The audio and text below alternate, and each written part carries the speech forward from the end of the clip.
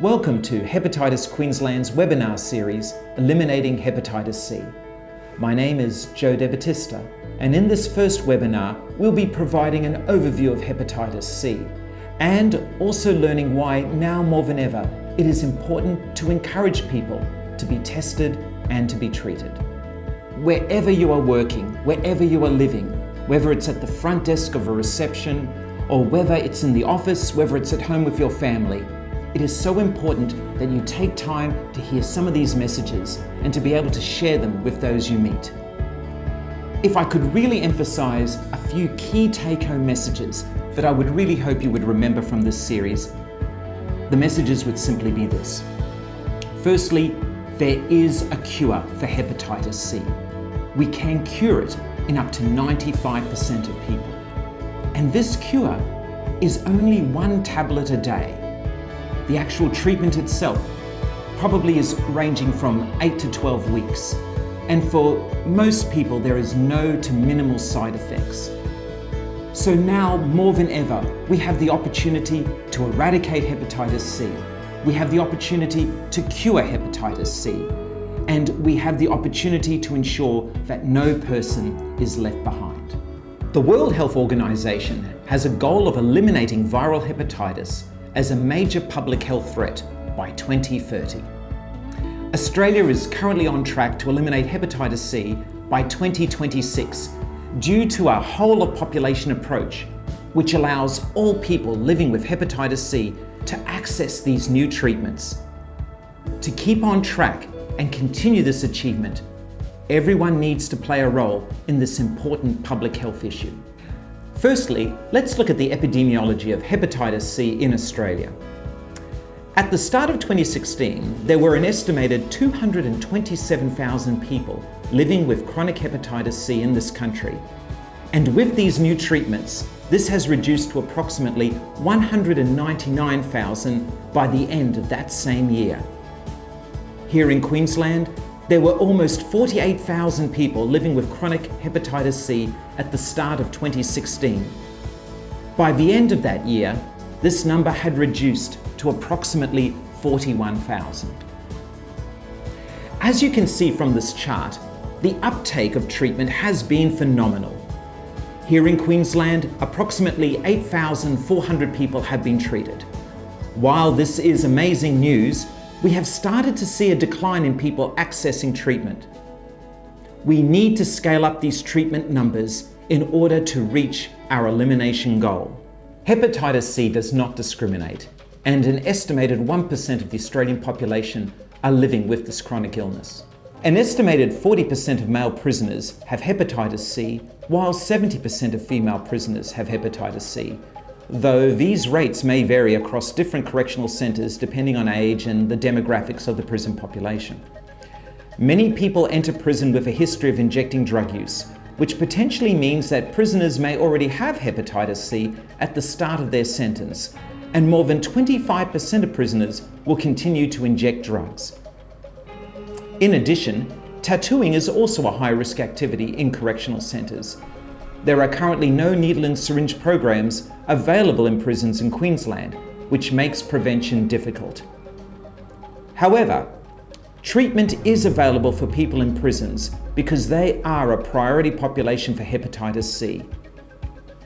One example of elimination in a correctional centre has been Lotus Glen Prison in Cairns, where a rapid treatment scale-up program has been successful in clearing the estimated hepatitis C prevalence from approximately 12% to 1% in less than 12 months.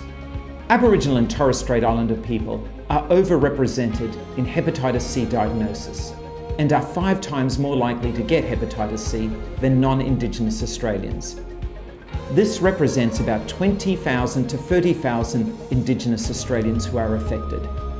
Again, it is important to realise that hepatitis C treatment is available through Aboriginal medical services, and there is now also a telehealth service offered in southeast Queensland to support these AMSs.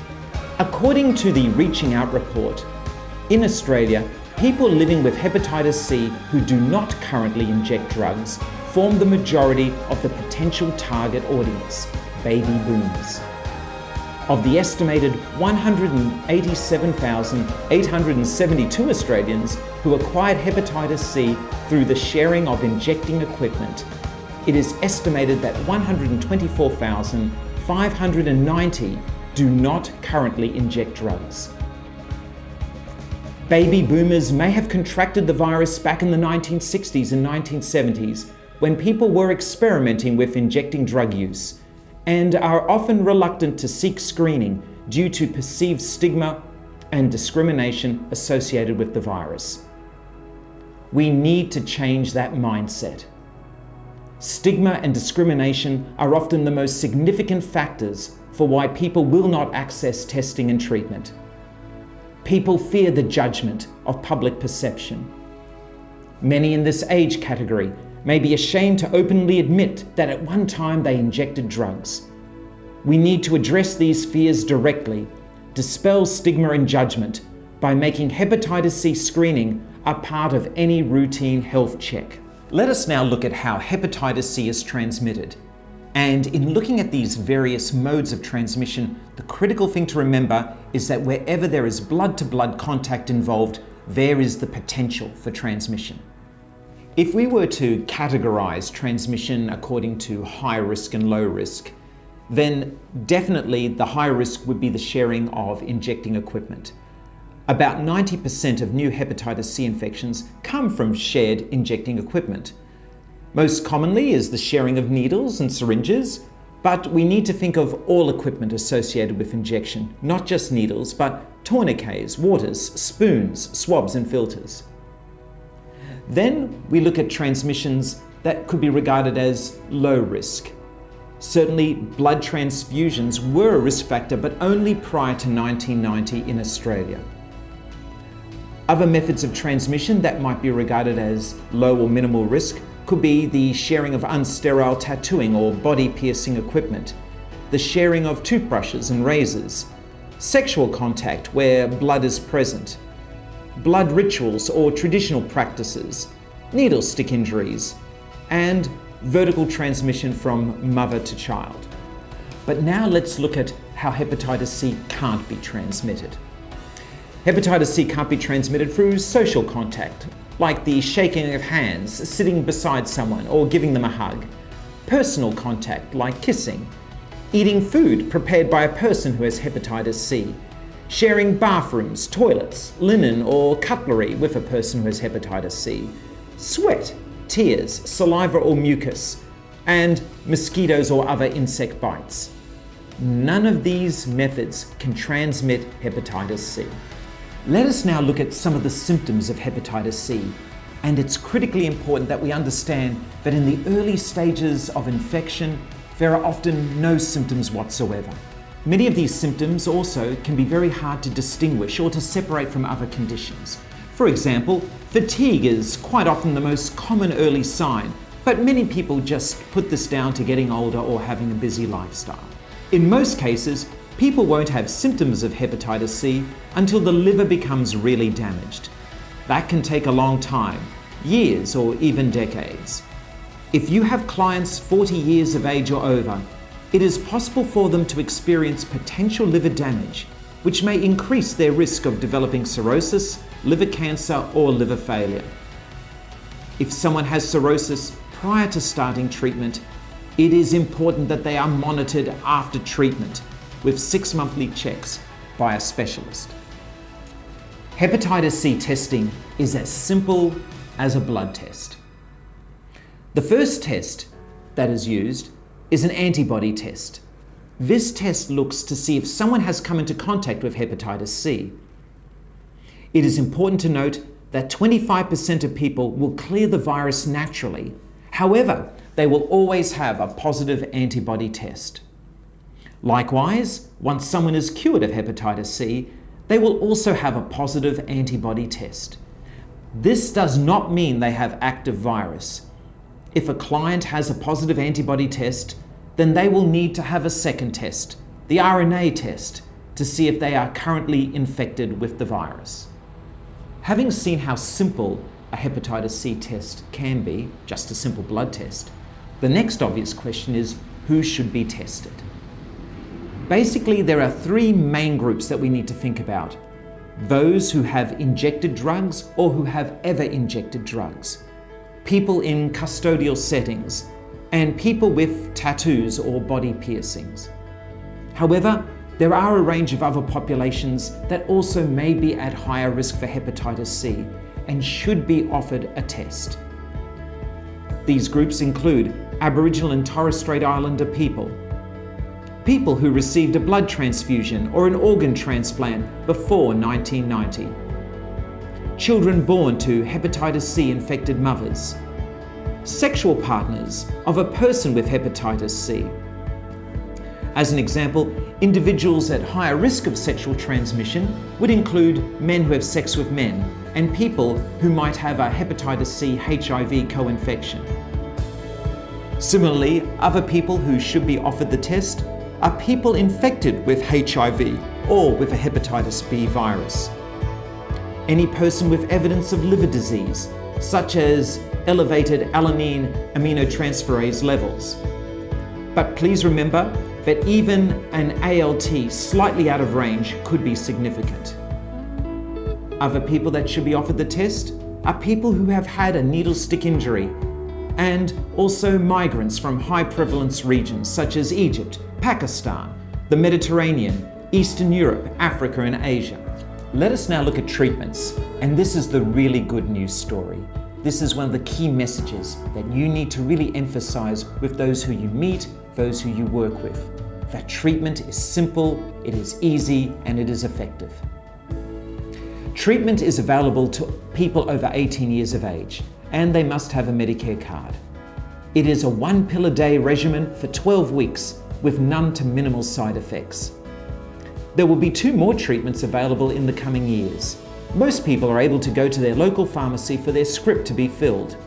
Clients will only be charged the usual co-payment to fill a prescription. This is $38.80 for general patients and $6.30 for concessional patients. Once clients have completed treatment, it is still important to discuss risk behaviors. To prevent reinfection, always tell your clients to use new equipment, including needles, fits, spoons, swabs, water, filters, and tourniquets. Where can treatment be accessed? All GPs in Australia can prescribe the new treatments. Treatment is also available at liver clinics, some sexual health clinics, Aboriginal medical services, and alcohol and drug services. There is also the Combi Clinic, providing a one-stop mobile outreach service. And there will be more on that in the next webinar. The Queensland Injectors Health Network also offers a supportive hepatitis C treatment management program for clients who may have addiction issues. Counselling and clinical services are available to assess and manage people while on treatment. They also have a nurse practitioner on staff who is able to prescribe the new treatments. Hepatitis Queensland's treatment directory provides a navigation tool for clients to find a range of treatment providers, FibroScan locations, as well as pharmacies that dispense the medication. I would now like to say something about HIV. Remember, hepatitis C affects the liver and HIV affects the immune system. A vaccine is not available for either of these infections, but there are some very key differences. Unlike hepatitis C that has a cure, HIV still has no cure. However, amazing advances in combination therapies over the last 2 decades have now made HIV a chronic, manageable illness. A person on treatment should live almost their full life. Not only that, a person on treatment should become virtually non-infectious, meaning they cannot transmit HIV. That is why it is so important that people with HIV are aware of their infection as early as possible and commence treatment as early as possible. People who are at risk of HIV should test regularly and, if found to be infected, commence treatment immediately.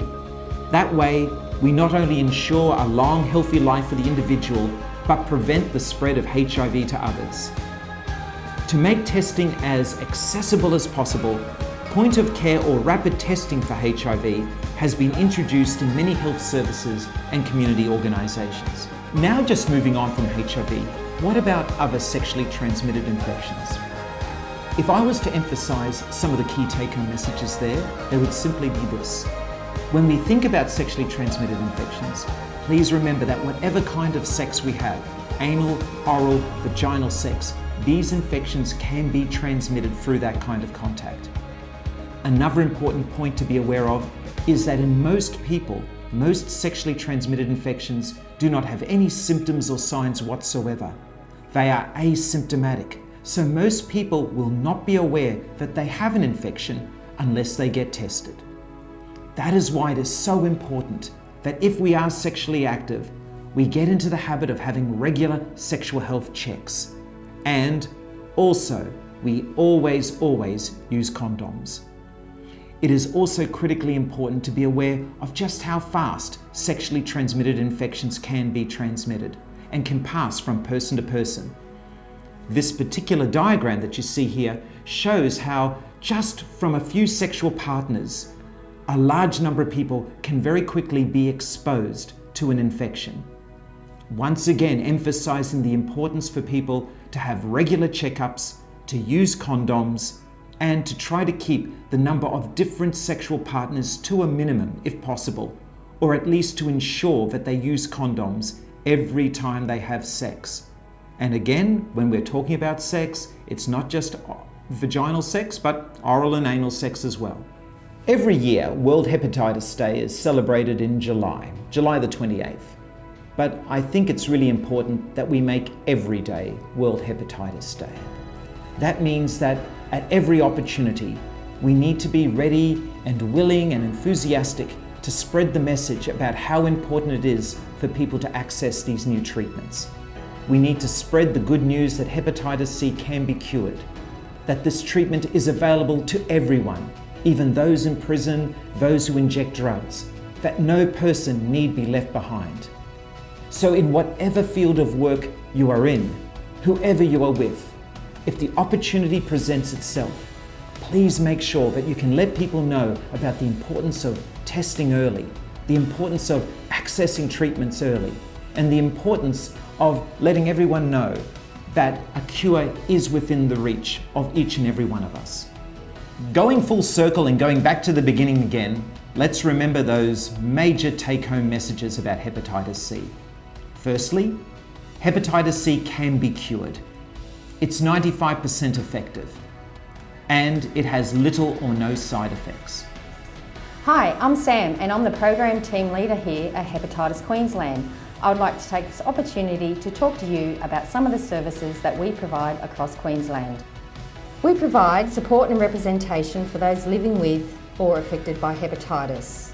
We also provide a free confidential info line, education in community, workforce and correctional centre settings, promoting prevention, testing and hepatitis C treatment. Health promotion activities, including culturally inclusive community-based programs, resources and events. And finally, FibroScan services through outreach programs and prison health services across Queensland. I hope you have enjoyed part 1 of Hepatitis Queensland's webinar series, Eliminating Hepatitis C. In the next session, we'll be showcasing a premier mode of service delivery, the Mobile Outreach Service, also known as the Combi Clinic.